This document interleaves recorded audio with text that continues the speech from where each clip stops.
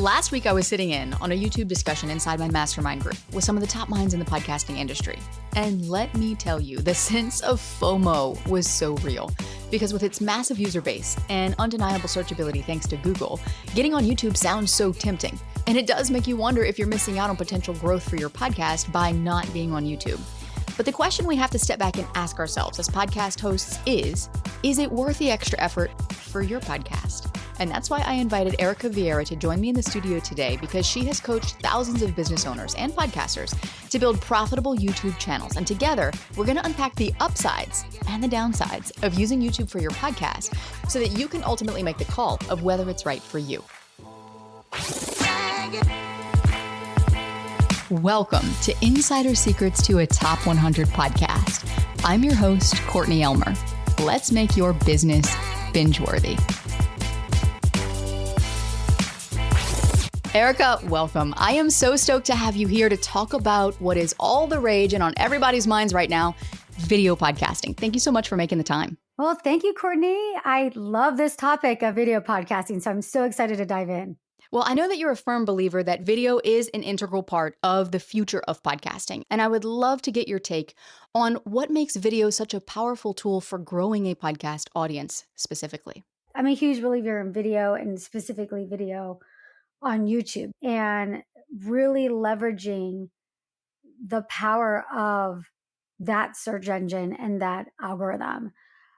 YouTube, it's got 2.7 billion active monthly users versus Apple Podcasts, which has almost 500 million.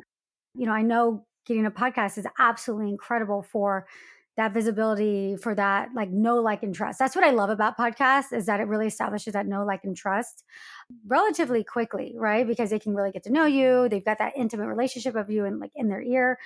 But my thought is why not accelerate that by now having a video on YouTube where you're leveraging that search engine, you're leveraging that algorithm to get found in searches for what people are looking for. And YouTube is the number 2 search engine because the number 1 search engine is Google, and Google owns YouTube. It also gets found in Google searches, and I see that happen all the time. So it's if you're doing all this work and energy to create an amazing podcast, they're working with you, Courtney, they're doing all the things. It's now just do that extra step and get onto YouTube. Yeah. I'm curious to know, Erika, what is it that you think video provides that audio-only content doesn't or can't provide to the same degree? Well, I think there's 2 different things that we could talk about here. There's video, but then there's YouTube, right? And so to me, it's there's 2 benefits. Obviously, video, you get more of a connection with the person because they see you, they see the facial expressions, they see, you can make you can have a lot of thoughts about somebody when you actually see them visually. You can get that closeness. I think you can actually have more of a connection to them when you can actually see them. So obviously there's benefit there, right? Having that visual element, having that connection to the way that you look. But in order to be on YouTube, you have to have video. So that's a prerequisite. So all the benefits of being on video are automatically there when you're on YouTube. But to be on YouTube, the huge benefit is just far more exposure than you could even possibly get on an audio-only podcast. Because, like I said, it's 2.7 billion active users. There are so many more people on YouTube than there are on just podcasts as far as the listenership, the viewership. So that alone is enough reason, in my opinion, to want to get onto video so that you can get onto YouTube. One of the things that comes up for me, and that I've often wondered myself, that I know a lot of our listeners are probably wondering too, is, okay, so there's a lot of opportunity with YouTube. I don't want to miss out on that opportunity.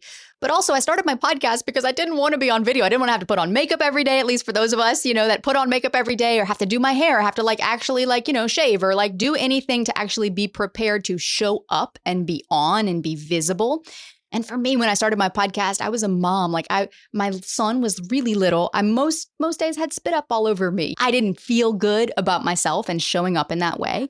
And for me personally, that's been a big obstacle to the thought of being on video, is now I have to produce this more so than just showing up to the mic and talking. So for those who are thinking the same thing and who maybe haven't jumped on the video bandwagon because of that, what are your thoughts around that?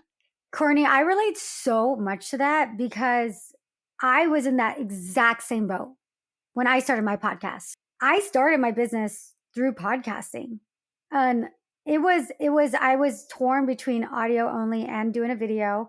At the time, I did do a video because that was before I had kids. So I jumped right into doing video back in 2015. So like before YouTube was what it was, I was doing video podcasting before it was like video podcasting was even a thing because I was talking about YouTube to YouTubers, right? So I felt like I had to be on YouTube.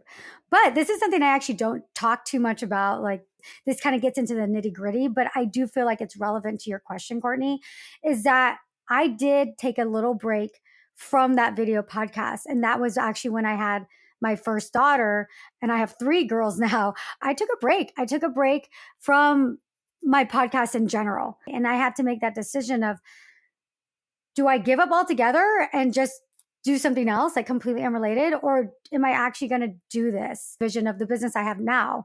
I didn't have it then, but I have it now, right? And at the time, I'm like, what do I do? Because the thought of getting onto video seemed so daunting.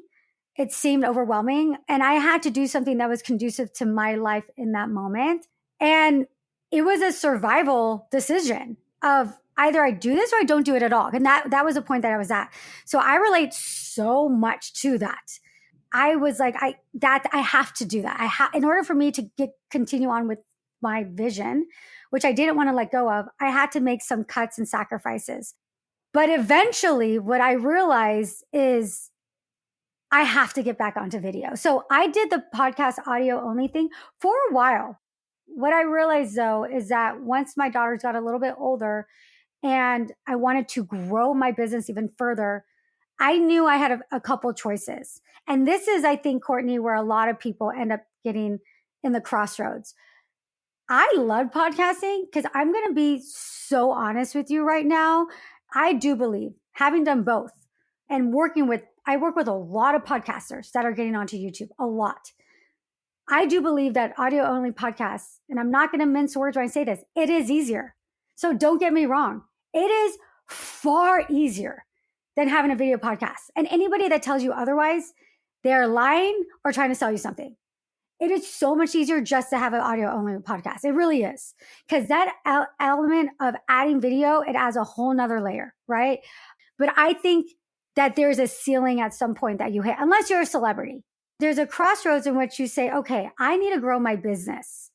Podcasting has been great. It's gotten me to here, right? Or podcasting is getting me some traction, but I need to get further. And I've guested on a bunch of podcasts. Maybe I'm speaking on a bunch of different things, promoting my podcast in different ways.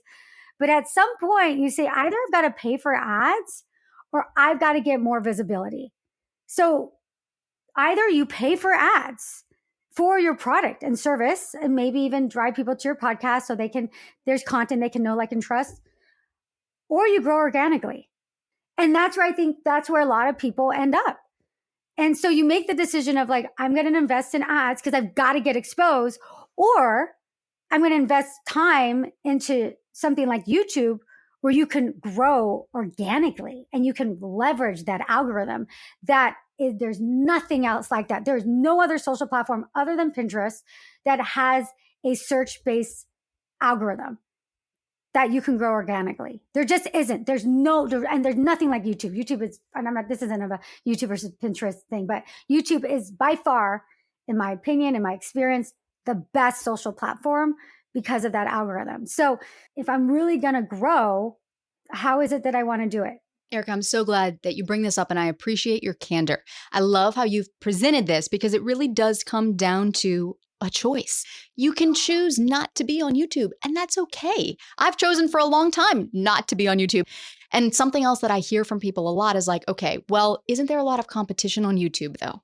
I know it's not going to be as simple as just like recording your podcast episode and like throwing the raw video up there, right? Barely edited or maybe a little lightly edited, right? And calling it a day and being like, I have a YouTube channel, like assuming that most podcasters started their podcast because they didn't want to be on video or that video wasn't their strength. Do you see them struggling to compete with other YouTubers who have been doing video for a long time? I think the reason why they struggle is because they're so used to doing something on podcasting that you have to kind of shift your mindset and realize we're not in Kansas anymore, right? This is a whole different area. And I need to bring the same level of perseverance and dedication to learning podcasting that I do to now learning YouTube. It's not like they are challenged. It's more so that they need to open their eyes that this is a different platform and things might have to be done a little bit differently. It's like, if you really create good content and you really, really connect with your viewers and you really start to understand all the things that I'm sure, Courtney, you teach in your podcasting program, that if you really leverage all that on YouTube, you're already ahead of the game of a lot of people that decide to just jump onto YouTube and have no clue about any of that stuff. Like, as business owners, I love working with business owners because they've done the work to figure out who their viewer is, who their audience is, who their customer is. You're competing against a lot on YouTube, but I hate to say this, it's a lot of trashy content, not trashy, but like not quality content. So, in the ball game of where, those of you listening are, as business owners, as entrepreneurs, as people that have been very successful in other areas of your life, those are the people I love to help, because those are the people that have a skill, they have a business, they have that knowledge of working with people, that you're at a huge advantage of being on YouTube and bringing that to YouTube. Huge advantage, because everyone and anybody is trying to get onto YouTube, right? I mean, but the fact that you've got something special, that you've got customers, that you have like a proven business model, that you've got proven testimonials and all that, puts you far ahead of the game. Yeah. And in the next episode, we're going to dive into okay, if you want to get started on YouTube, what does that actually look like? What are the first steps? What are the mistakes you need to avoid? How do you successfully transition into video so that it can actually be something that's an asset for your business and not just another thing on your to-do list? But one last question that I have for you, Erika, here is, if there is someone listening right now who's on the fence about adding video and they're hearing everything you're saying and there's still some sort of resistance within them, what would be the most compelling reason that you could give them to take the plunge? Oh, that they're going to regret not doing it. It's a regret I literally hear multiple times a day. I get people DMing me every day. I get emails. I get people joining my bootcamp every day. And the first thing they always say is, I wish I would have done this sooner. I wish I would have done this sooner. Especially the people that see success pretty quickly. They're like, God, I've been banging my head against the wall and I just wish I would have done this sooner. And that I have to say that if you do decide to jump into something like YouTube and you really decide to jump in, not like, well, let me just dump my podcast onto YouTube and just, I hope it happens. No, seriously learn YouTube, actually understand YouTube. Your future self is going to thank you a year from now, 2 years from now, 3 years from now. You're going to say, thank you so much. That was the best decision that I made. Thank you so much for sharing all of this. It's given us so much to think about, which is, like you said, it comes down to that choice. It comes down to, if you really want to do this, don't just halfway do it. Be prepared to go all in, and then set your expectations so that, okay, I'm going to go all in on this. Here's what I can expect. And in the next episode, I'm excited to talk about that and break that down, and what expectations should we be setting? What are the first steps and the best practices? So thank you for sharing all that you've shared with us today. Thank you, Courtney, for having me on. And if this episode has your wheels turning and you want to see what getting on YouTube actually entails before you dive in, first of all, smart move. Second of all, be sure to check out the show notes to learn more from Erika. And then third, but most importantly, head over to the next episode with us, where we are going to break down the biggest mistakes and some of the most common mistakes that podcasters make with YouTube, and the key differences between podcast content and YouTube content, and why straight up repurposing your podcast content onto YouTube isn't going to cut it, as well as the one thing you're going to need to succeed with YouTube if you are serious about growing on that platform. That's all coming up next to help you make your business binge-worthy.